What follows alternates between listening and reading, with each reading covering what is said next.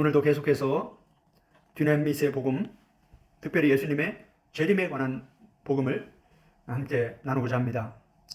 지지난주에 예수님께서 이 재림에 대해서 어떻게 1세기에 그 시대, 예수님 시대에 많은 사람들에게 이 재림에 관해서 말씀하시면서 7가지 예수님이 말씀하신 누가복음 21장의 말씀을 통해서 살펴보았고, 또 예수님의 수제자였던 베드로가 1세기 교회들에게, 그 당시 초대교회 성도들에게 이 재림에 관해서 가르치면서 7가지 가르쳐준 중요한 말씀들에 대해서 함께 살펴봤습니다. 오늘도 계속해서 바울은 이 재림에 관해서 어떤 말씀을 가르쳤는지 데살로니가 후서 2장 1절에서부터 3장 18절의 말씀을 통해서 바울이 재림에 관해서 가르쳐준 7가지에 대해서 함께 살펴보고자 합니다. 우리가 성경을 대할 때, 또 성경 하나님의 말씀을 듣고 해석하고 또 적용하고 또 전할 때 정말 조심해야 될 것이 있습니다. 성경의 맨 마지막 책 요한계시록 22장에 가면 이 하나님의 말씀을 더하거나 빼지 말라라고 엄히 경고를 하고 있습니다. 제가 요한계시록 22장 18절 19절 말씀을 읽어드리겠습니다. 내가 이 두루마리의 예언의 말씀을 듣는 모든 사람에게 증언하노니 만일 누구든지 이것들 외에 더하면 하나님이 이 두루마리에 기록된 재앙들을 그에게 더하실 것이요, 만일 누구든지 이 두루마리의 예언의 말씀에서 제하여 버리면 하나님이 이 두루마리에 기록된 생명나무와 및 거룩한 성의 참여함을 제하여 버리시리라. 아멘. 이렇게 하고 20절 21절에 이것들을 증언하시니가 이르시되 내가 진실로 속히 오리라 하시거늘 아멘 주 예수여 오시옵소서. 주 예수의 은혜와 모든 자들에게 있을지어다. 아멘 하고 성경이 끝이 납니다. 성경의 맨 마지막에서 성경을 다 기록하고 나서 맨 끝에서 하나님이 말씀하신 중요한 2가지가 있습니다. 성경 전체에 기록된 이 말씀들을 더하거나 빼면 천국에 들어가지 못하고 지옥에 들어가게 된다. 이 요한계시록에 기록된 이 모든 재앙들, 이 두려운 심판의 재앙들, 지옥 불못에 들어가는 이 재앙들이 더하거나 빼는 자들에게 임하게 될 것이다. 생명나무가 있는 천국에 절대 들어가지 못할 것이다 라고 엄하게 경고를 하고 있습니다. 너무나 중요한 겁니다. 그러나 우리는 이 성경을 대할 때 히브리서 5장에서 말씀하는 것처럼 이 성경은 불신자들이 듣는 이 불신자를 향한 전도의 복음이 있고, 고린도전서와 같은 초신자들, 아직 거듭났지만 육신에 속한 자들, 그리스도 안에 있지만 육신에 속한 어린아이들, 이 밥의 말씀을 먹지 못하고 젖의 말씀만 먹을 수 있는 그런 어린아이들이 듣는 젖의 말씀, 그리고 이제 장성한 자들이 먹을 수 있는 단단한 말씀까지 성경은 아주 다양한 말씀으로 기록이 되어 있습니다. 그런데 문제는 우리의 영적인 성장의 단계에 맞는 말씀밖에는 먹지 못한다는 거예요. 그래서 성경에 정말 어려운 얘기들, 단단한 말씀들, 밥의 말씀들, 중요한 이 구원과 믿음과 사랑과 이 재림과 심판과 영원한 새하늘과 새 땅의 이 천국에 관한 정말 깊이 감추어진 값진 보물과 같은 이러한 초신자들이, 영적으로 어린아이들이 이해하기 어렵고 먹기 어렵고 소화하기 어려운, 적용하고 열매 맺기 어려운 말씀들이 많이 기록이 되어 있는데, 안타까운 것은 우리가 영적으로 바르게 성장하지 못하기 때문에 많은 말씀들이 여전히 덮여 있다라는 거예요. 제가 성경을 가르치면서 30년, 50년 신앙생활 하신 집사님, 권사님, 장로님들, 또 20년, 30년 이상 목회하신 목사님들, 이 성경을 함께 가르치면서 그분들 중에서 많은 분들이 이런 말씀을 하셨습니다. 이런 복음은 처음 들어보는 복음이다. 충격적이죠? 분명히 성경에 다 기록되어 있는데 한 번도 들어본 적이 없다라는 거예요. 그런데 성경을 하나하나 조목조목 풀어가면서 성경을 가르치다 보면 성경에 이런 말씀이 있었어? 성경에 이런 말씀이 있었어? 와, 성경에 이런 말씀이 다 기록되어 있는데 왜 지금까지 한 번도 이런 복음을 들어본 적이 없지? 참 충격적인 일이죠. 오늘 제가 준비한 이 복음도, 오늘 제가 전하고자 하는 이 복음도 이런 복음이 될 것 같습니다. 어떤 분들은 바울이 이런 복음을 전했어? 이런 말씀이 성경에 기록돼 있어? 와, 이런 복음을 왜 이제 처음 듣는 거야? 이런 분들이 있을 것 같습니다. 그러나 그것은 다른 복음이 아니라, 생소한 복음이 아니라 이미 성경에 기록돼 있지만 너무 초보적인 저세 말씀에만 익숙해 있는 우리가 문제인 겁니다. 베드로가 지난주에 우리가 베드로후서 3장에서 요한의 서신 마지막 책에서 성경을 더하거나 빼면 지옥의 심판을 피할 수 없다고 엄히 경고하고 끝났고, 베드로 전후서 전체에서 베드로는 베드로후서 마지막에서 이렇게 경고하고 베드로 서신을 끝내는 걸 우리가 봅니다. 베드로후서 3장 15절, 또 우리 주의 오래 참으심이 구원이 될 줄로 여기라. 우리가 사랑하는 형제 바울도 그 받은 지혜대로 너희에게 이같이 썼고, 또 그 모든 편지에도, 이 바울이 기록한 바울 서신에도 이런 일에 관하여 말하였으되, 베드로후서 3장은 이 재림에 관한 말씀입니다. 그래서 그 중에 알기 어려운 것이 더러 있으니 무식한 자들과 굳세지 못한 자들이 다른 성경과 같이 그것도 억지로 풀다가 스스로 멸망에 이르느니라. 이렇게, 특히 이 베드로는 바울의 서신에서 어려운 내용들이 있는데 그것들을 무식한 자들과 굳세지 못한 자들이 억지로 풀다가 멸망에 이르게 된다. 다시 말하면 성경을 성경대로 바르게 더하거나 빼지 않고 그대로 전하지 않고 자기들이 만들어 놓은 교리와 신학의 틀에 갇혀서 그 교리와 신학에 맞춰서 억지로 해석한다 이 말이에요. 참 두려운 말씀인데 이러한 두려운 일들이 너무 쉽게 그냥 자연스럽게 진행이 되고 있는 것을 우리는 보게 됩니다. 이제 데살로니가 후서 2장으로 돌아옵니다. 우리는 누가복음 21장 27절의 말씀을 통해서 예수님이 이 땅에 재림하실 때 디나미스로, 능력으로 이 땅에 임하실 것이다 라고 말씀하시면서 이 땅에서 교회를, 믿는 자들을 위협하고 핍박하고 죽이는 그러한 자들을 두려워하지 말라. 너희는 끝까지 인내해야 된다. 너희는 깨어 준비하고 있어야 된다 라고 말씀하시는 것들을 살펴보았고, 예수님께서 가르친 그 복음을 베드로가 똑같이 전했고, 또 바울도 같은 복음을 전하고 있는 것을 우리가 보게 됩니다. 데살로니가 전후서는 베드로 전후서와 똑같이 전서 5장, 후서 3장 총 8장밖에 안 됩니다. 데살로니가 전후서 전체를 읽는데 10분, 20분이면 충분합니다. 그런데 한번 정신을 차리고 깨어서 한번 잘 읽어보세요. 베드로 전후서나 데살로니가 전후서를 한번 천천히 한번 잘 읽어보세요. 진지하게. 성령님, 나에게 성경을 가르쳐주세요. 고린도전서 2장 베드로가 가르쳐준 것처럼 오직 성령이 이 감춰진 비밀이신 이 감춰진 지혜이신 예수 그리스도의 이 복음을 가르쳐 주신다고 말씀하신 것처럼, 요한복음 14장 26절에서 예수님이 성령께서 모든 것을 가르친다고 하신 이 말씀을 붙잡고 나에게 성경을 가르쳐 달라고 간절히 기도하면서 정말 성경에 그러한가 베레아 사람들처럼 성경을 한번 진지하게 읽어보시기 바랍니다. 그러면 제가 왜 이런 말을 하는지 공감하게 될 겁니다. 데살로니가 전 후서는 많은 사람들이 얘기하는 이신칭의의 복음이 거의 없습니다. 예수님을 믿기만 하면 의롭게 되고 천국에 간다는 그러한 초보적인 저세 말씀이 거의 기록되어 있지 않습니다. 바울은 로마서를 통해서도 로마서 전체에서 이신칭의의 복음과 이 예수님을 믿음으로 의롭게 된 이 성도들이 어떻게 바르게 신앙생활을 해야 되는지 이 성화에 대해서 많은 분량을 가르치고 있습니다.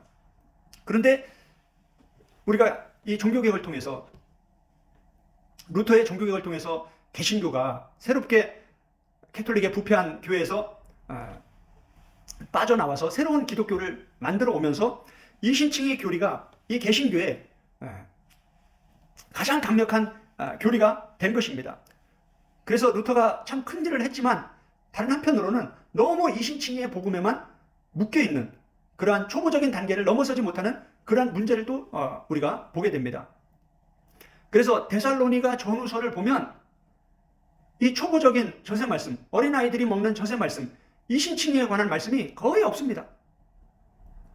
그러나 반대로 예수님을 믿고 의롭게 되고 거룩하게 된 이 하나님의 자녀들이 어떻게 이 삶을 통해서 거룩을 추구해 가야 되는지, 어떻게 하나님을 기쁘시게 해드리는 삶으로 나아가야 되는지, 무엇을 행하고 무엇을 지켜야 되는지, 이런 어려운 말씀들을 많이 기록하고 있습니다.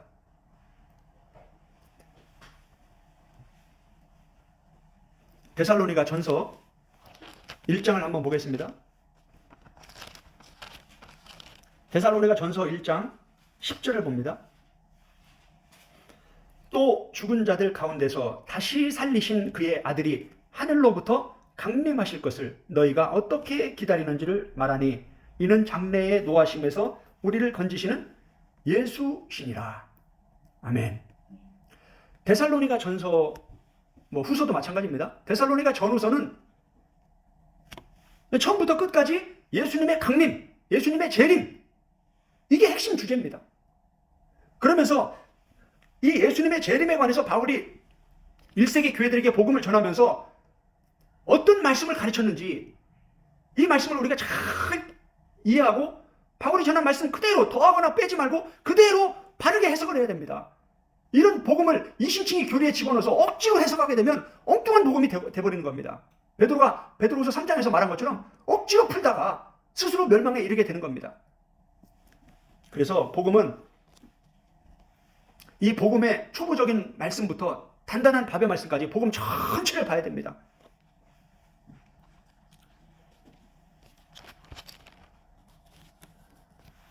데살로니가 전서 2장 4절을 한번 보겠습니다. 2장 4절에 보면 오직 하나님께 옳게 여기심을 입어 복음을 위탁받았으니 우리가 이와 같이 말함은 사람을 기쁘게 하려 함이요 아니요 오직 우리 마음을 감찰하시는 하나님을 기쁘시게 하려 함이라. 아멘. 바울은 하나님께 옳게 여기심을 입어서 복음을 위탁받았다, 이렇게 말하고 있습니다. 잘 보세요. 지금 바울이 데살로니가 교회에게 복음을 전합니다. 그런데 그 복음은 바울이 자기가 만들어낸 복음이 아니라 하나님이 전하라고 위탁한 복음이다, 이 말이에요. 그러면 이 복음은 하나님이 1세기 교회들에게 바울을 통해서 전하고자 하는 복음이라 이 말이에요. 바울은 고린도서 3장에서 말하는 것처럼 하나님의 동역자입니다. 하나님의 일꾼이에요. 하나님이 전하라고 하는 그 말씀을 그냥 그대로 전하는 것 뿐입니다. 지금 이 데살로니가를 보면 바울은 하나님이 위탁하신 복음을 전하고 있다라고 하면서 이 복음을 전하는데, 이 데살로니가 전후서에 기록된 이 복음은 초신자들이, 초보적인 어린아이들이 먹는 그런 복음이 아니다, 이 말이에요. 그래서 10절을 한번 보겠습니다. 우리가 너희 믿는 자들을 향하여, 지금 대상이 어떤 사람들이에요? 믿는 자들입니다. 믿는 자들. 데살로니가 전서 1장 6절을 한번 보겠습니다. 또 너희는 많은 환난 가운데서 성령의 기쁨으로 말씀을 받아 우리와 주를 본받은 자가 되었으니, 단순히 예수님을 믿는 자들이 아닙니다. 이 데살로니가 성도들은 영적으로 수준이 좀 높은 사람들이에요. 바울과 사도들, 바울과 실로아나와 디모데와 같은 이러한 복음을 전하는 사도들, 목회자들, 사역자들, 그런 사역자들의 삶의 본과 예수님의 삶을 본받은 자들이 되었다라고, 영적으로 수준이 어느 정도 성장해가는 성숙한 그러한 사람들이다 라고 말하면서 7절에 그러므로 너희가 마게도냐와 아가야에 있는 모든 믿는 자의 본이 되었다. 믿는 자들의 본이 됐다라는 거예요. 믿는 자들보다도 더 믿음을, 더 견고한 좋은 믿음, 본받을 만한 믿음의 사람들이라는 거예요. 그러면서 8절에 주의 말씀이 너희에게로부터 마게도냐와 아가야에만 들릴 뿐 아니라 하나님을 향하는 너희 믿음의 소문이 각처에 퍼졌으므로 우리는 아무 말도 할 것이 없다. 보세요. 벌써 지금 데살로니가 성도들은 주변에 있는 많은 믿는 사람들보다도 훨씬 더 그들이 본받을 만한 그러한 수준에 올라와 있다라는 정말 큰 칭찬을 하고 있는 겁니다. 그러면 그런 사람들에게 어떤 복음을 전했는가? 그런 복음은 뭐예요? 정말 단단한 말씀, 밥의 말씀, 어느 정도 성장하고 장성한 자들이 들어야 될 말씀, 교회를 5년, 10년 다녔으면 집사가 되고 권사가 되고 장로가 됐으면 뭐예요? 이런 말씀을 들어야 된다 이 말이에요. 그런데 교회를 30년, 50년 다녀도 목회를 20년, 30년 해도 한 번도 들어본 적이 없다라는 거예요. 이런 복음을. 그럼 뭔가 지금 우리가 21세기에 우리가 전하고 듣고 있는 이 복음에 뭔가 문제가 있는 겁니다. 성경이 명확하게 가르치고 있는 이 복음을 더하거나 빼고 있는 거예요. 아니면 억지로 다르게 해석을 하고 있는 거예요.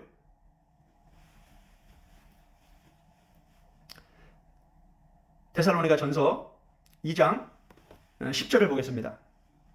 우리가 너희 믿는 자들을 향하여, 지금 이 믿음이 믿는 자들, 이 믿는 자들이 초신자들이 아니라는 걸 우리는 지금 1장을 통해서 확인했습니다. 그렇죠? 네.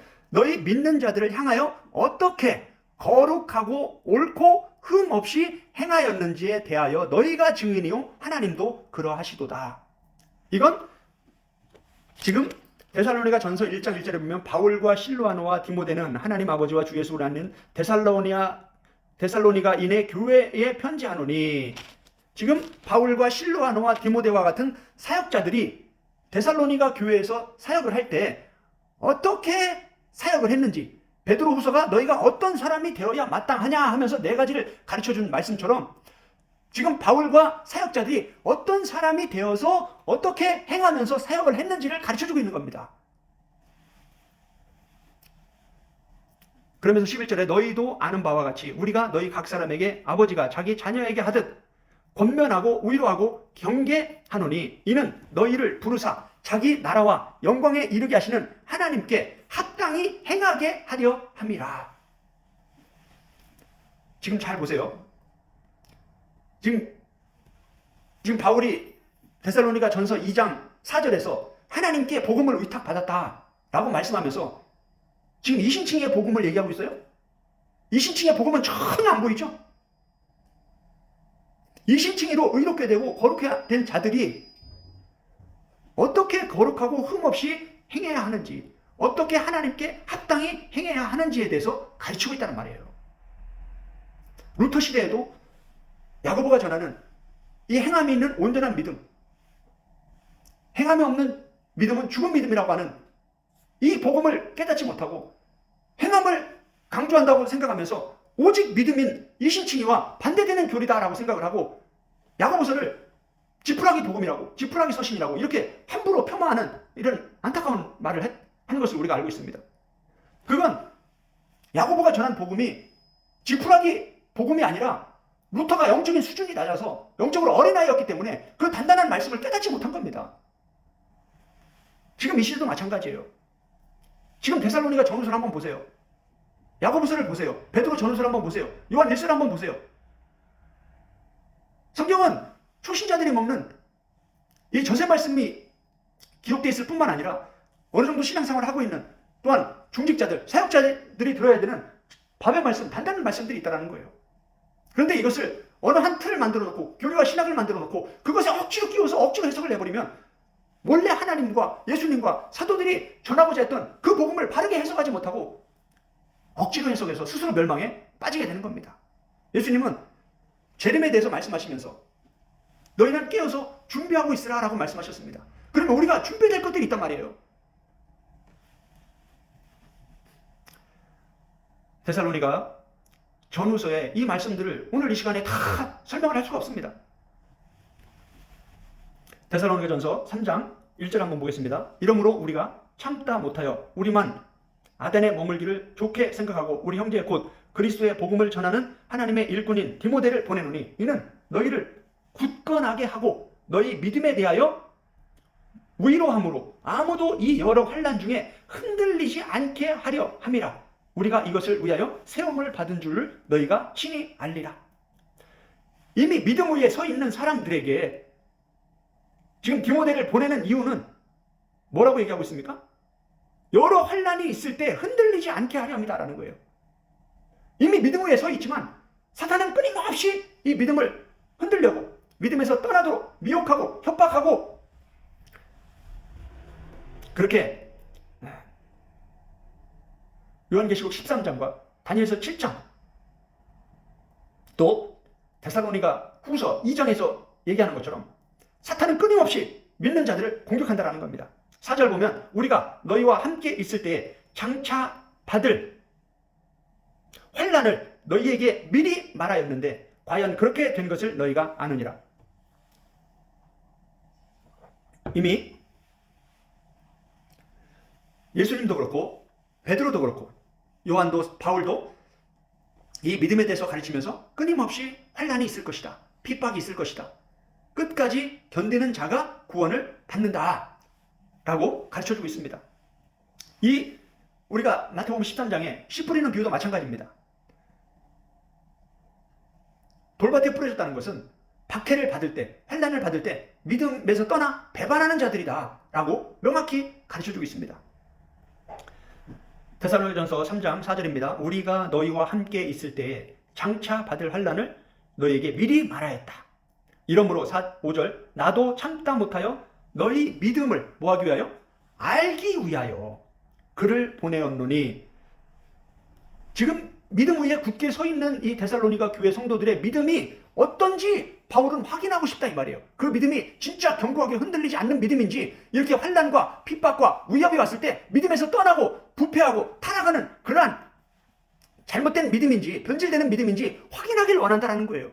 하나님도 바울도 예수님도 이게 한번 주어진 이 구원의 믿음, 이 믿음이 끝까지 견고하게 흔들리지 않고 구원에까지 이르러야 되는데 그 과정에서 이렇게 끊임없이 사탄은 유혹하고 미혹한다는 거예요. 이러한 환난과 위협이 있을 때 흔들리지 않고 끝까지 믿음으로 나아가야 되는데 그 믿음을 하기 위해서 디모데를 보냈다는 거예요.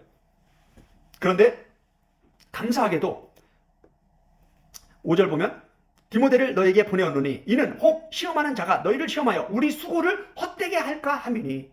그동안 그렇게 바울과 실로아나와 디모데 그렇게 사역자들이 가서 막 정말 열정적으로 그 영혼들을 구원하기 위해서 저세 말씀에서부터 단단한 밤의 말씀까지 밤낮으로 눈물을 흘려가면서 말씀을 가르쳐서 이 하나님의 백성으로 구원받은 하나님의 자녀로 예수 그리스도의 신부로 이렇게 잘 준비를 해놨는데 그 수고가 헛되게 될 수 있다는 거예요. 시험하는 자가 와서 정치적 핍박과 종교적 핍박을 통해서 많은 사람들을 위협하고 순교할 때, 죽일 때, 그럴 때 배반하고 믿음에서 떠나는 자들이 있다는 겁니다. 그러면 어떻게 되는 겁니까? 바울의 수고가 다 헛되는 거예요.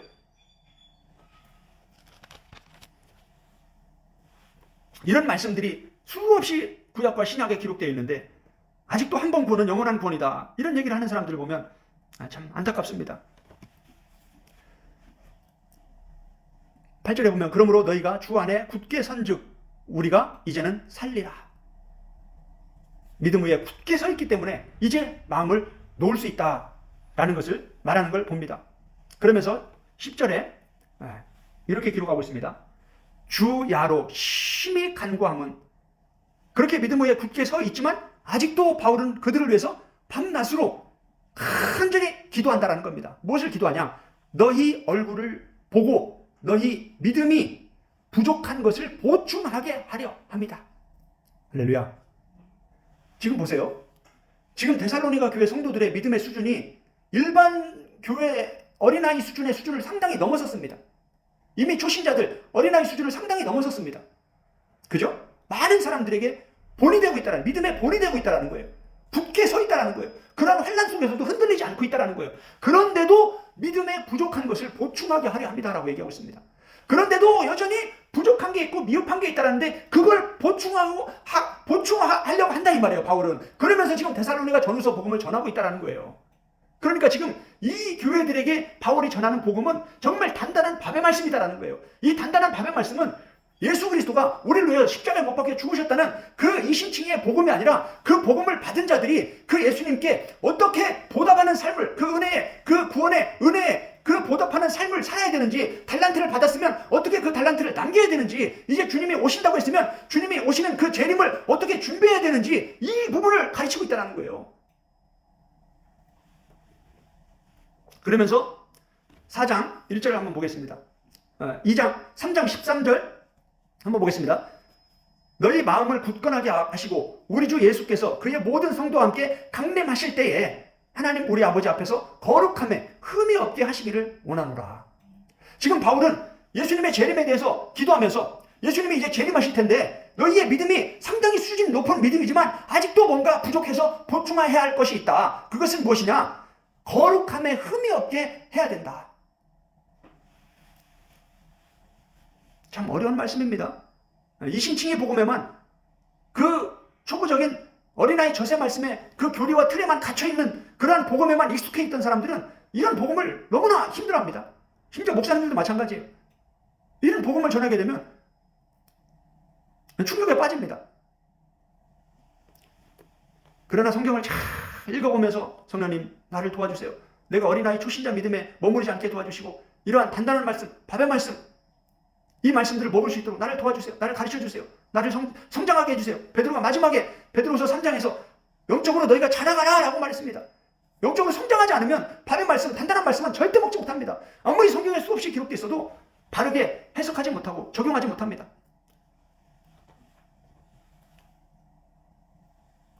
4장 1절 보겠습니다. 그러므로 형제들아 우리가 끝으로 주 예수 안에서 너희에게 구하고 권면하노니 너희가 마땅히 어떻게 행하여 하나님을 기쁘시게 할 수 있는지를 우리에게 배웠으니. 자, 보세요. 지금 바울은 데살로니가 성도들에게 어떤 복음을 가르쳤습니까? 그들이 어떤 복음을 배웠습니까? 너희가 마땅히 어떻게 행하여 하나님을 기쁘시게 할 수 있는지를 우리에게 배웠다.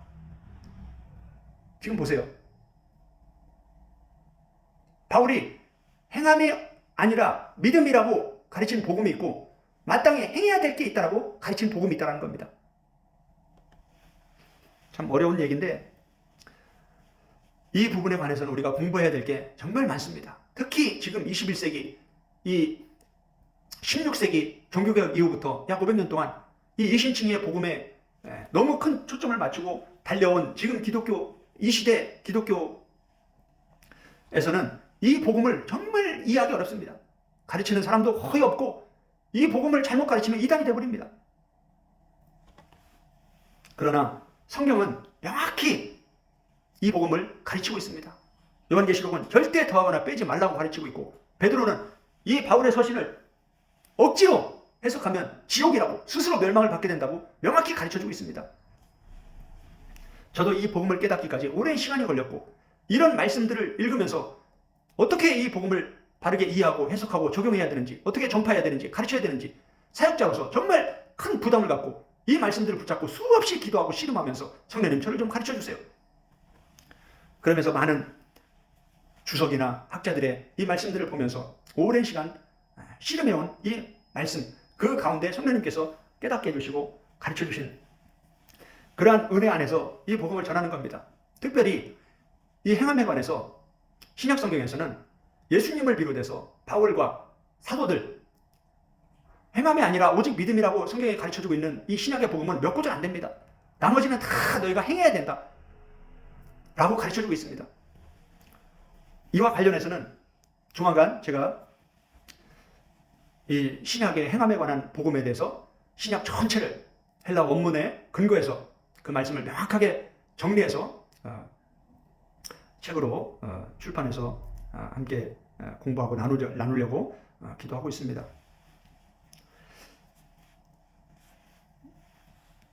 이제 데살로니가 후서 2장을 한번 보겠습니다. 이제 데살로니가 전 후서를 통해서 지금 바울이 전하는 이 복음이 어떤 복음인지 그 복음을 듣는 대상이 영적으로 어떤 수준에 있는 성도들인지 이 부분을 우리는 어느 정도 살펴보았습니다. 그러면서 이제 마지막 데살로니가 전후서 전체의 끝 부분에서 바울은 이 제림에 관해서 말씀하면서 7가지를 가르쳐주고 있는데 그 부분을 우리가 함께 살펴보려고 합니다. 이 말씀을 전하기 위해서 지금 서두에서 이런 많은 말씀들을 우리는 살펴본 겁니다. 데살로니가 후서 2장 1절을 한번 보겠습니다. 형제들아 우리가 너희에게 구하는 것은 우리 주 예수 그리스도의 강림하심과 우리가 그 앞에 모임에 관하여 영어로나 또는 말로나 또는 우리에게서 받았다는 편지로나 주의 날이 이르렀다고 해서 쉽게 마음이 흔들리거나 두려워하거나 하지 말아야 한다는 것이다.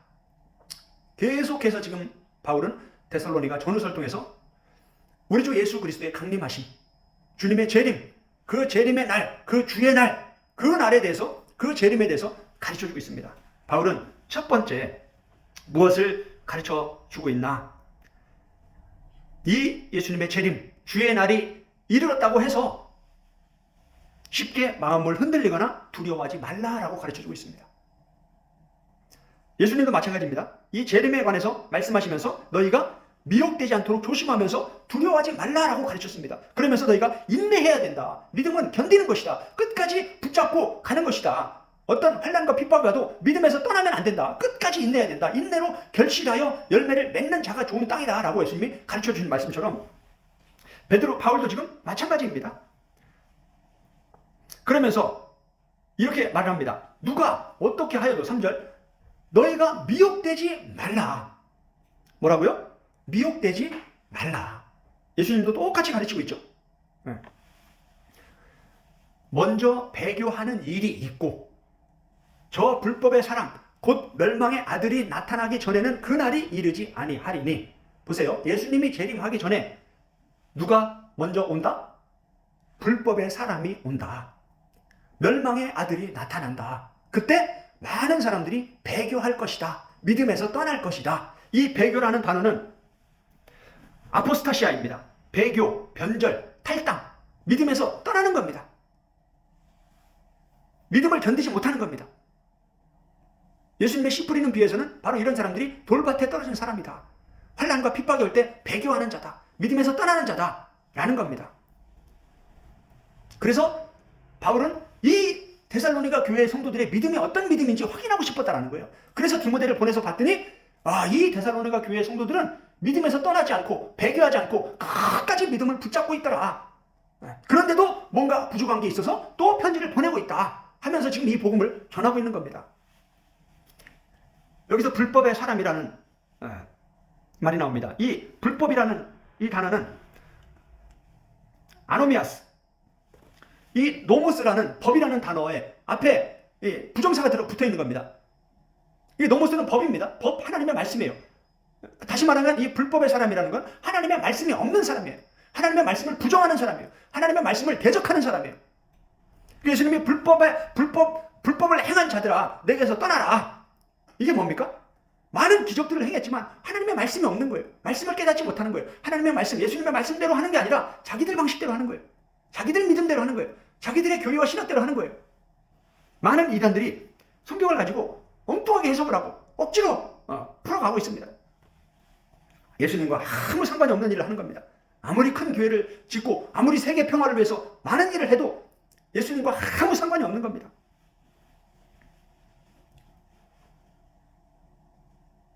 바울은 이 예수님의 재림에 관해서 말씀하시면서 재림하기 전에는 반드시 이러한 일들이 있을 것이다. 요한계시록 13장을 보겠습니다. 사도 요한도 베드로가 전한 복음을 똑같이 전하면서 마지막 시대 엄청난 핍박이 있을 것이다. 그때 성도들의 인내와 믿음이 여기 있다. 이런 환난과 핍박들을 이길 수 있는 믿음과 인내가 있어야 된다. 라고 가르쳐주고 있습니다. 요한계시록 13장 10절 말씀을 한번 읽겠습니다. 사로잡힐 자는 사로잡혀갈 것이요 칼에 죽을 자는 마땅히 칼에 죽을 것이니 성도들의 인내와 믿음이 여기 있느니라. 아멘. 지금 우리나라 같은 경우는 일제 치하 이후에 순교자가 거의 없습니다. 거의 반세기 동안 순교자가 거의 없습니다. 그러다 보니 이렇게 평안 속에 있는 우리가 바울 시대나 예수님 시대나 베드로 시대 수없이 환난과 핍박에 순교자가 계속 일어나는 그러한 시대에 그들이 전했던 복음을 우리가 바르게 이해하기가 쉽지 않다는 겁니다. 왜 요한은 이런 얘기를 하고 있는가? 요한계시록 13장 1절에 보면 내가 보니 바다에서 한 짐승이 나오는데 뿔이 열이요 머리가 7이라 그 뿔에는 10 왕관이 있고 그 머리들에는 신성 모독하는 이름들이 있더라. 보세요. 이게 바로 법이 없는 자들, 법을 대적하는 자들, 하나님과 예수 그리스도와 예수 그리스도의 몸된 교회를 무시하고 외면하고 핍박하고 협박하고 죽이는 자들을 말합니다. 내가 본 짐승은 표범과 비슷하고 그 발은 곰의 발 같고 그 입은 사자의 입 같은데 용은 바로 요한계시록 12장 9절에서 사탄, 마귀, 옛뱀을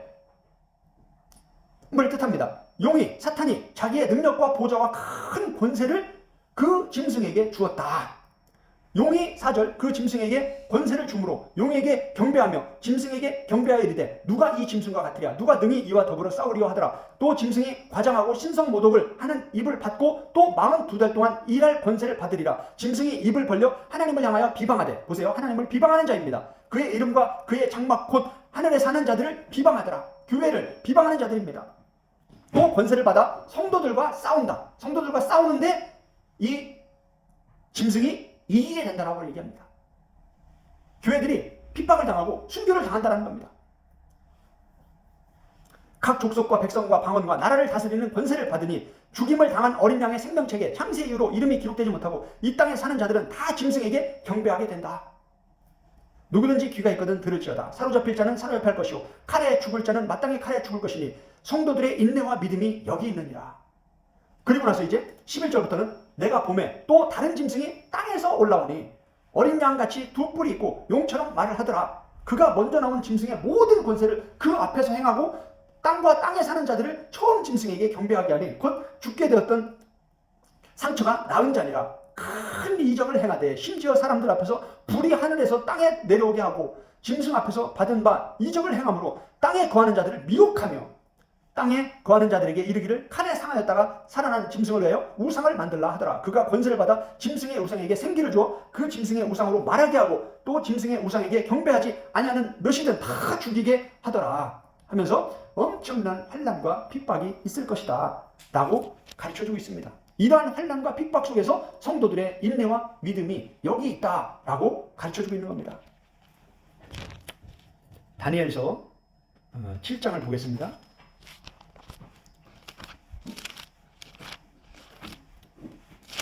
다니엘서 7장을 봅니다. 다니엘서 7장을 보면 이미 구약시대에 하나님은 다니엘을 향해서 이미 신약시대 요한과 바울과 같은 놀라운 영적 체험을 통해서 성령님의 사역을 통해서 앞으로 되어질 이 미래의 일들에 대해서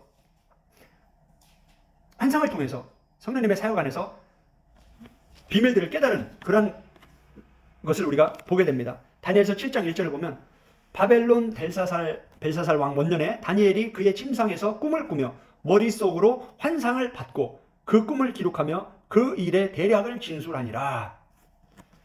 참 놀랍습니다. 지금 구약시대 다니엘이 꿈과 환상을 통해서 본 것들이 지금 요한계시록에서 요한이 얘기하는 것하고 똑같습니다. 2절에 다니엘이 진술하여 이르되 내가 밤에 한 환상을 보았는데 하늘에 내 바람이 큰 바다로 몰려 불더니 3절 시작 큰 짐승 넷이 어디에서 바다에서 나왔는데 그 모양이 각각 다르더라. 4절에 보면 첫째는 사자와 같고 5절에 둘째는 곰과 같고 6절에 다른 짐승 곧 표범과 같고 7절에 보면 그 다음에 본 넷째 짐승은 무섭고 놀라우며 또 매우 강하며 쇠로 된 큰 이가 있어서 먹고 부서뜨리고 그 나머지를 발로 밟았으며 이 짐승은 전에 모든 짐승과 다르고 10뿔이 있더라. 지금 요한계시록에 나오는 짐승하고 똑같죠? 그러면서 이제 15절부터 성경이 이 해석을 해줍니다. 15절에 보면 나 다니엘이 근심하여 내 머릿속에 환상이 나를 번민하게 한지라 내가 그 곁에 모셔 선 자들 중에 하나에게 나아가서 이 모든 일에 진상을 물으매 그가 내게 말하여 그 일의 해석을 알려주며 이르되 보세요. 지금 다니엘이 이 환상, 이 짐승에 관한 이 환상에 대해서 해석을 해줍니다. 성경이 해석을 다 해줘요. 그래 뭐 다른 얘기 할 필요가 없는 거죠. 17절 봅니다. 그 내 큰 짐승은 누구다? 세상에 일어날 내 왕이다.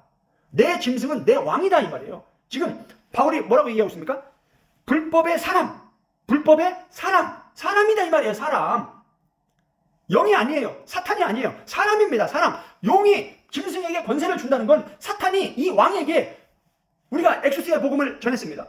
우리가 지난 시간 몇 주 동안에 이 엑소시아의 복음에 대해서 공부를 하면서 이 권세, 이 엑소시아는 종교적 권세와 정치적 권세가 있다고 얘기했습니다. 그래서 종교를 통해서 정치를 통해서 이 왕들, 종교 지도자들을 통해서 이들이 교회를 핍박하는 겁니다.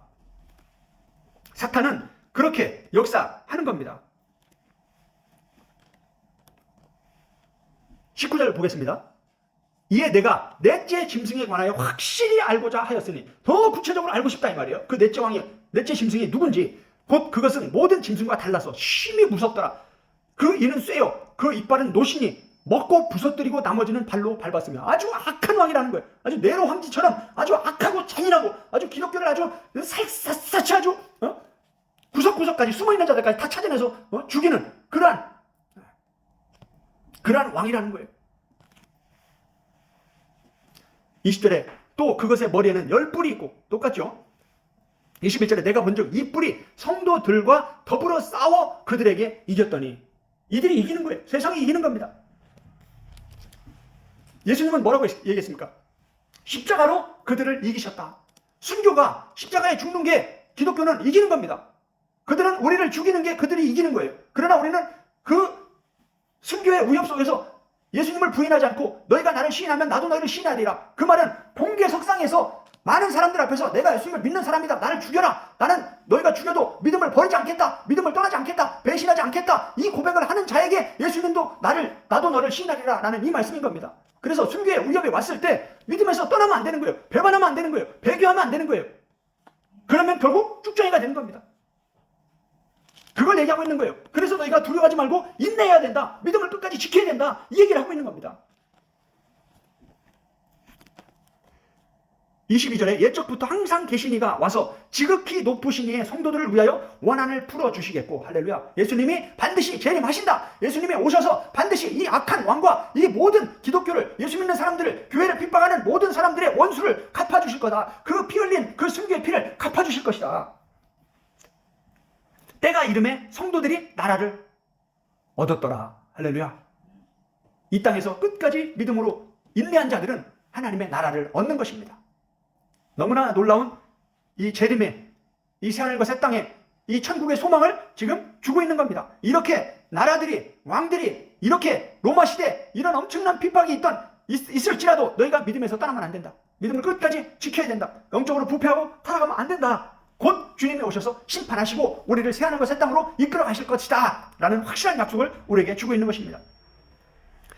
23절에 모신 자가 이처럼 이르되 넷째 짐승은 곧 땅의 넷째 나라인데. 할렐루야. 다 해석을 해주고 있습니다. 이 땅의 넷째 짐승은 넷째 나라라는 거예요. 이 짐승은 바로 이 땅의, 이 나라의 왕이라는 겁니다. 그래서 정치적 이 엑소시아, 정치적 권세를 가지고 믿지 않는 자를 핍박하는 겁니다. 지금 많은 나라들 중에 이슬람 국가들은 왕들이, 이슬람 이 종교 지도자들이 엑소시아 이 권세를 가지고, 정치적 종교적 권세를 가지고 지금 이 시대에도 정말 목을 잘라버리고 기독교인들이 복음을 전하면 그냥 죽여버립니다. 그런데 마지막 때에는 이러한 일들이 더 극심해질 것이다. 정말 믿음을 지키기 어려운 시대가 올 것이다. 그래도 너희는 두려워하지 말고 미혹되지 말고 끝까지 믿음 위에 서 있어야 된다 라고 가르쳐주는 겁니다. 다시 데살로니가전서 2장으로 돌아옵니다. 데살로니가전서 2장. 바울이 형제들아 내가 너희에게 구하는 것은 우리 주 예수 그리스도의 강림하심과 우리가 그 앞에 모임에 관하여 영으로나 말로나 편지로나 주의 날이 이르렀다고 해서 쉽게 마음이 흔들리거나 두려워하지 말라. 누가 어떻게 해도 너희가 미혹되지 말라. 할렐루야. 먼저 배교하는 일이 있고 불법의 사람, 멸망의 아들이 나타나기 전에는 그 날이 이르지 아니한다. 끝없이 이 불법의 사람, 멸망의 아들, 영적, 종교적, 정치적 이 권세자들이 끊임없이 핍박을 한다는 겁니다. 그 모든 환난과 핍박이 지난 뒤에 주님이 오시는 겁니다. 바울은 이 배교하는 일이 반드시 있을 것이다. 그러니 너희는 미혹되지 말고 두려워하지 말라라고 가르쳐주고 있습니다. 그러면서 세 번째 2장 8절에 보면 그때에 불법한 자가 나타나리니 주 예수께서 그 입의 기운으로 그를 죽이시고 강림하여 나타나심으로 패하십니다. 할렐루야. 예수 그리스도께서 이 불법한 자, 이 악한 왕, 이 악한 사탄의 대리자, 정치적, 종교적 권세, 엑수시아를 가지고 기독교를 핍박하고 교회를 핍박하고 성도들을 핍박하고 복음 전하는 전도자와 선교사를 죽이는 이러한 자들을 주님이 직접 죽이시고 이 모든 악한 일을 패하실 것이다 라고 가르쳐주고 있습니다. 그러니 너희는 두려워하지 말고 미혹되지 말고 끝까지 믿음으로 승리해야 된다라고 가르쳐주고 있는 겁니다. 9절에 보면 악한 자의 나타남은 사탄의 활동을 따라 이 사탄이 배후에 있는 겁니다. 이 악한 자들이, 불법의 사람들이, 심지어 많은 이단들, 종교적 이 엑수시아를 가지고 많은 이단들이 교회를 미혹하고 있습니다. 많은 정치적 권세자들이 교회를 핍박하고 있습니다. 그 배후에는 사탄이 있다는 겁니다. 그들은 모든 능력과 표적과 거짓 기사, 거짓 기적과 불의의 모든 속임으로 멸망하는 자들에게 있다. 그들도 사탄이 갖고 있는 이런 놀라운 능력과 표적과 기사를 행한다는 거예요. 그런데 이거는 구원으로 이끌어가는 진짜 기적이 아니라 멸망으로, 지옥으로 이끌어가는 거짓 기적이라는 겁니다. 결국 귀신의 장난이다, 마귀의 노름이다, 거기에 속아나면 안 된다는 겁니다. 그런데 잘 보면 이는 그들이 진리의 사랑을 받지 아니하여 구원을 받지 못함이라 라고 하면서 11절에 이러므로 하나님이, 보세요, 지금 왜 이렇게 악한 자들이 많이 활동하고 이단자들이 많이 활동하는데 그럼 하나님은 뭐 하시냐, 왜 하나님은 그냥 가만히 계시냐, 이런 사람들이 있습니다. 잘 보세요, 여기 답이 있어요. 11절에 하나님이 미혹의 역사를 그들에게 보내사 거짓 것을 믿게 하심은, 잘 보세요, 지금 사탄과 이런 모든 악한 왕들의 활동도 지금 누구 손 안에 있다? 하나님의 손 안에 있다. 그 하나님이 그들을 보내시는 것이다. 그래서 진짜 믿음, 알곡과 쭉정이를 하나님이 분리하시고 나누시는 거다. 참 놀라운 말씀입니다. 참 바울의 서신은 어려운 내용들이 많아요. 12절에 진리를 믿지 않고 불의를 좋아하는 모든 자들로 하여금 심판을 받게 하려 하심이라. 놀랍습니다. 참 보세요, 진리를 믿지 않는 사람들입니다. 불의를 좋아하는 사람들입니다. 이런 사람들이 이단에 빠지는 거예요. 한번 이단 교리들을 한번 보세요. 이단이 성경 해석하는 걸 보세요. 너무나 억지 해석이고 어처구니가 없는 그런 해석들을 하는데도 그걸 믿고 따라가는 사람들 보면 참 이해가 안 될 정도로 안타까운 경우가 많은데, 결국은 하나님은 뭐라고 말씀하고 계시냐, 그들이 진리를 믿지 않는 사람들이라는 겁니다. 참 놀랍죠? 하나님의 참된 말씀을 깨닫지 못하는 자들이라는 거예요. 성경에 수없이 이렇게 진리의 말씀을 가르쳐놔도 성경 가지고 엉뚱하게 해석을 하고, 성경 어디에도 어머니 하나님이 없잖아요. 그런데 어머니 하나님을 만들어가지고 할 말이 없습니다. 할 말이 없어요, 정말. 신천지의 요한계시록 해석을 한번 보세요. 얼마나 억지 해석들이 많은지. 그런데 수많은 사람들이 가서 따르는 거 보세요. 그것은 결국 하나님이 미혹의 역사를 그들에게 보내사 거짓 것을 믿게 하고 있는 것이다. 그들은 결국 진리를 사랑하지 않는 자들이다. 진리를 믿지 않는 자들이다. 쭉정이들이다 이 말이에요. 불신자들이다 이 말이에요. 천국과 새하늘과 새 땅과 아무 관계가 없는 자들이다라는 겁니다. 하나님은 이 땅에서 진짜 믿음의 사람과 알곡과 쭉정이를 다 이렇게 분리하시는 거예요. 이단들을 통해서, 정치적으로, 종교적으로 이 핍박자들을 통해서 진짜 믿음이 있는 사람, 끝까지 견디는 사람, 그 소수의 사람들을 찾아나고 계시는 거예요. 그 끝에서 주님이 오셔서 이 세상을 심판하시고 능력으로 오셔서 이 하늘과 땅을 없애버릴 겁니다. 그리고 그렇게 진짜 신실하게 하나님을 바라보고 예수님을 믿고 신실한 신부로 준비한 그들에게 천국을 주시는 거예요. 새하늘과 새 땅을 주시는 거예요. 할렐루야. 그러니 얼마나 이 천국이 가치가 있는 겁니까? 이 천국을 주시기 위해서 예수님은 살과 피와 생명까지 아낌없이 내어주신 거예요. 엄청난 은혜로 우리가 구원을 받았는데 이 구원의 은혜를 가볍게 여기면 안 된다 이 말이에요. 바울이 너희가 은혜를 헛되이 받지 말라라고 얘기하면서 우리가 은혜를 받은 이후에, 구원의 은혜를 받은 이후에 어떻게 살았냐, 어떻게 복음을 위해서, 예수님의 몸된 교회를 위해서, 세계 선교를 위해서 우리가 어떻게 헌신하고 어떻게 자원해서 이 하나님의 일에 헌신했냐. 너희가 은혜를 헛되이 받지 말라. 정말 구원의 은혜를 받았으면 남은 삶을 더 이상 너희 자신을 위해 살지 않고 먹든지 마시든지 무엇을 하든지 예수 그리스도를 위해서 살아야 된다. 이렇게 가르쳐주고 있는 겁니다. 이렇게 종교 생활하듯 취미 생활하듯 교회를 왔다 갔다 하고 마당만 밟고 가는 것은 불신자 때는 괜찮지만 초신자 때는 그래도 용서가 되겠지만 교회를 5년 10년 다녔는데도 여전히 그러고 있다. 그러면 심각한 거라고 봐야 되는 겁니다. 바울은 계속해서 이 재림에 관해서 말씀하시면서 예수님이 이 모든 악의 세력들을 죽이시고 패하실 것이다 라고 명확히 가르쳐주면서 바울도 베드로처럼 4가지를 또 가르쳐줍니다. 이 4가지 중에 첫 번째는 15절입니다. 15절을 보면 그러므로 형제들아 굳건하게 서서 뭐라고요? 굳건하게 서야 된다. 말로나 우리의 편지로 가르침을 받은 전통을 지키라. 중요한 말씀입니다. 바울이 이 재림에 관해서 이렇게 쭉 설명하고 나서 이 세 가지를 말씀하고 나서 네 가지를 말하는데 그 네 가지 중에 첫 번째가 뭐라는 거예요? 내가 말이나 편지로 너에게 전한 이 복음을, 이 말씀을, 이 가르친 이 전통을 지키라라는 거예요. 명령입니다. 이 지키라는 이 동사는 크라테오입니다.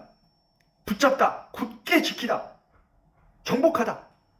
영적 싸움이죠. 치열한 영적 싸움에서 이 말씀을 붙잡고 굳게 지키며 끝까지 승리해 가야 된다.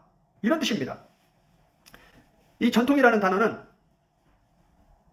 파라도시스라는 단어인데 전통, 교훈, 교리, 전달하거나 전수된 것. 바울을 통해서 바울의 복음 전도하는 말이나 바울의 서신을 통해서 전달되고 전파된 이 복음을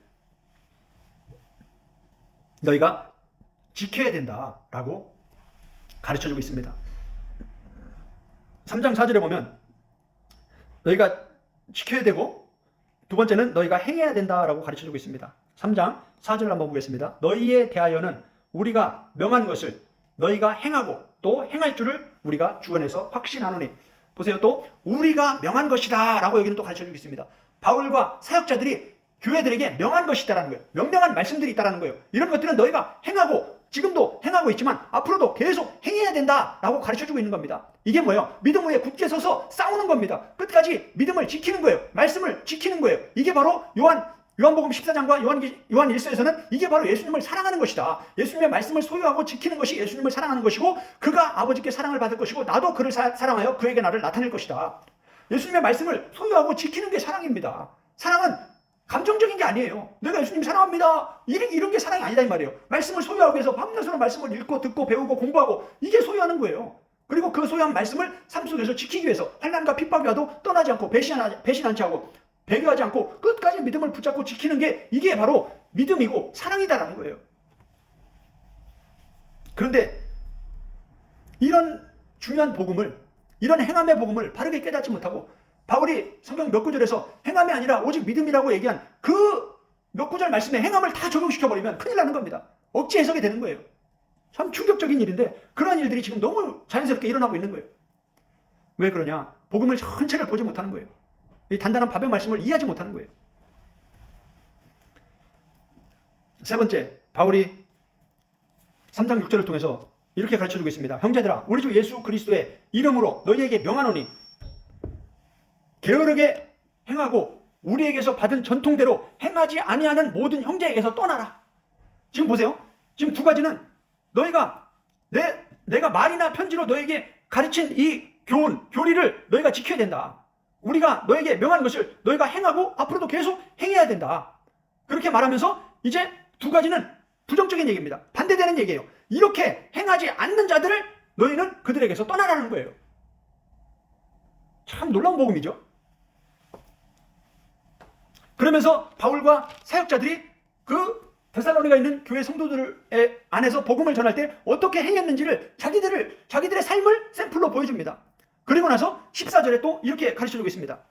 14절 시작. 누가 이 편지에 한 우리의 말을 순종하지 아니하거든 그 사람을 지목하여 사귀지 말고 그로 하여금 부끄럽게 하라. 성경에 이런 말씀이 있습니다. 다시 말하면 지금 바울이 전하고 있는 이 1세기 교회들에게 전하고 있는 이 하나님께 위탁받은 이 말씀에는 지키고 순종하고 행해야 될 말씀들이 많이 있다 이 말이에요. 그냥 예수님을 믿기만 하면 다 끝나는 게 아니다 이 말이에요. 그 믿음 안에 반드시 행함이 있다라고 지금 가르쳐주고 있는데 이런 말씀들을 다 죽여버리면 그 믿음이 어떻게 온전한 믿음이 되냐 이 말이에요. 죽은 믿음이 되고 끝나는 겁니다. 주님 앞에 갔을 때 슬피 울며 이를 갈게 되는 거예요. 잘 들어야 됩니다. 말씀을. 다시 한번 읽습니다. 누가 이 편지에 한 우리의 말을 순종하지 아니하거든. 보세요. 지금 바울은 너희가 지키라, 순종해야 된다. 이런 말씀들을 계속 기록해 놓고 그 복음을 하나님께 의탁받아서 어느 정도 영적으로 성장한 이런 성도들에게는, 이러한 그리스도인들에게는 이런 복음 지키고 행하고 순종해야 될 이 복음에 대해서 계속 가르치고 있는데 이런 말씀들을 다 억지로 해석을 해서 잘못 해석하고 가르치게 되면 스스로 멸망에 빠지는 겁니다. 바울은 그런 자들에게서 두 가지를 경고를 하고 있습니다. 이런 자들에게서 너희는 떠나라. 그리고 두 번째는 사귀지 말라. 이 사귀지 말라라는 단어는 쉼나나믹 매 쉼나나믹 이 매라는 부정사를 넣고 쉼나나믹 미는 연합하다, 사귀다 이런 뜻입니다. 바울이 이 편지에 한 우리의 말을 순종하지 아니하면 그 사람을 지목하다는 것은 표시하다라는 겁니다. 아, 이 사람은 이 말씀을 순종하지 않는 사람이구나. 그렇게 표시를 해가지고 그 사람하고는 연합하지 말라, 사귀지 말라, 분리하라 이런 겁니다. 참 중요한 말씀이죠. 근데 지금 어떻습니까? 정말 예수님 말씀한 대로 천국으로 가는 사람, 좁은 길을 찾는 자는 정말 숫자가 적습니다. 많지 않아요. 다수의 많은 사람들은 쉽고 편하게 천국 가는 그러한 저세 말씀. 바울이 뭐라고 합니까? 내가 사람을 기쁘게 하랴, 하나님을 기쁘시게 하랴. 내가 지금 전하고자 하는 이 복음은 사람을 기쁘게 하기 위한 복음이 아니다. 사람이 듣기 좋아하는 그 복음을 전하는 게 아니라 하나님이 나에게 의탁한 말씀을 그대로 전하는 것이다. 구약의 선지서를 한번 보세요. 이사야, 예레미야, 에스겔 한번 보세요. 얼마나 선지자들이 두렵고 떨림으로 하나님의 말씀을 바르게 전하는데 그 복음은 거의 다 사람들이 듣기 싫어하는 말씀입니다. 너희 그러다 심판받는다. 너희 그러다 멸망을 받는다. 너희가 회개해야 된다. 그러니까 뭐예요? 사람들이 듣기 싫은 거예요. 귀를 막고 막 저놈 죽여라 막 이렇게 되는 겁니다. 지금도 마찬가지예요. 사람들이 듣기 좋아하는 복음, 쉽고 편하게 천국 가는 복음, 할렐루야 은혜의 복음. 그러면 사람들이 많이 모이고 좋아합니다. 그러나 언제 데살로니가 전후서, 베드로 전후서, 요한일서, 요한계시록 이런 복음을 언제 가르칠 겁니까? 언제 전할 겁니까? 누가 전할 겁니까? 성경은 부분적인 것만 보면 큰일 나는 겁니다. 전체를 보고 구원을 얘기하고, 전체를 보고 믿음을 얘기하고, 전체를 보고 사랑을 얘기하고, 믿음보다 더 중요한 게 사랑입니다. 모든 믿음이 있어도 사랑이 없으면 아무것도 아니라고 얘기하는데 믿음만 강조하고 있으면 마지막 주님 앞에 섰을 때 슬피 울며 이를 갈게 되는 겁니다. 믿음도 전체를 보지 않고 죽은 믿음, 행함이 없는 믿음, 이런 믿음만 강조하면 얼마나 안타까운 일입니까?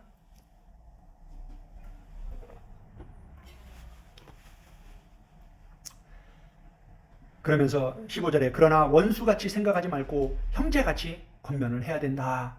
그들도 너희가 잘 가르쳐서 권면해서 바른 믿음으로 나아오도록 바울이 하나님께 부탁받아 전한 이 단단한 밥의 말씀, 행함의 말씀을 너희가 지키고 행하고 순종하도록 너희가 잘 권면해야 된다. 이렇게 말하고 나서 데살로니가 전후서를 마무리합니다. 오늘 제가 여러분들에게 전해야 될 복음은 바울을 통해서 예수님의 재림에 관해서 가르쳐준 이 7가지의 복음은 다 전했습니다. 여러분들이 듣든지 아니 듣든지 이 말씀을 무시하든지 거부하든지 대적하든지 아멘 할렐루야로 받든지 그건 각자의 몫입니다. 이 재림이라는 단어는 파루시아라는 단어입니다. 이 파루시아는 왕이나 황제가 어디를 방문할 때 쓰던 이 단어입니다. 예수님은 오실 것이다. 예수님이 재림할 것이다. 예수님이 방문할 것이다. 그러면 왕이나 황제가 어디를 방문한다면 온 동네가 난리가 납니다. 뭘 하려고? 황제가 방문을 준비하려고 난리가 나는 거예요. 일개 왕이, 일개 대통령이, 일개 군대 장관이 어디 부대를 어느 지역을 간다고 해도 온 동네가 준비하느라고 청소하면서 난리가 나는데 예수님이 오신다. 예수님이 파루시아로 이 땅에 임하신다. 너희는 깨어 준비하고 있으라 라고 했는데도 뭘 준비를 해야 될지 모르는 거예요. 믿기만 하면 되지 뭘 또 준비해야 돼. 반드시 깨어서 준비하라고 했는데 뭘 준비해야 되는지를 모르는 거예요. 그러면 주님이 오셨을 때 등만 들고 왔다 갔다 하는 그러한 어리석은 처녀가 돼서 슬피 울며 이를 갈게 되는 겁니다. 예수님은 재림을 말씀하시면서 너희는 반드시 깨어서 준비하라 라고 말씀하셨습니다. 우리가 준비해야 될 게 있다는 거예요. 지난 시간에도 말씀했지만 마태복음 24장 25장에서 4가지 비유의 말씀이 다 그런 겁니다. 진짜 온전한 믿음, 행함이 있는 믿음, 사랑 실천이 있는 참 사랑. 오늘 말씀을 마치도록 하겠습니다. 이 시간 함께 기도하는 시간을 갖도록 하기 원합니다.